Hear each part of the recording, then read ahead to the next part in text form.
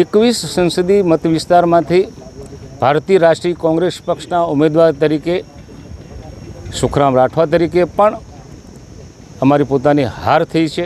પ્રજાએ અમને જે ચુકાદો આપ્યો છે, મતદારો જે ચુકાદો આપ્યો છે એ અમે માથે સિર પર ચડાવીએ છીએ. અમારા કાર્યકરોએ જે મહેનત કરી છે, દિલ દઈને કામ કર્યું છે, તેમ છતાં ક્યાંક ભૂલ થઈ હશે અમારી.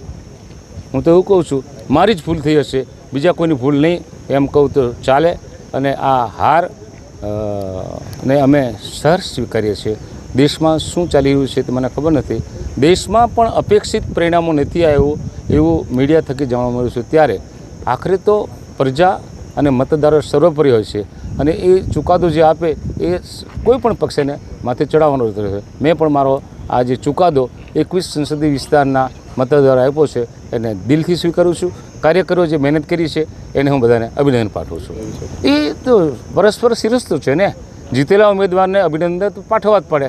આખરે તો એ આ સંસદીય મત વિસ્તારનો સંસદ સભ્ય થયો છે. એ સંસદ સભ્ય થયો એટલે કંઈ માત્ર ઉદયપુરના નહીં પણ આમાં આવતી સાથે 7 વિધાનસભાના એનું નેતૃત્વ કરવાના. ત્યારે અમારા કોંગ્રેસના કાર્યકરોને પણ કોઈ દિવસ કંઈ કામ પડે, કોઈ પત્ર લખવાનું કામ જરૂર પડે, કોઈ સામાજિક કામ જરૂર પડે, અથવા તો વિકાસને લગતા કોઈ ગામડા એવા હોય અને એ ગામડાની અંદર એમના સહકારની જરૂર પડે એટલે અભિનંદન તો આપવા પડે. અને એ સામાન્ય રીતે રૂટિન હોય છે. એ રૂટિન પ્રમાણે અભિનંદન આપ્યા છે.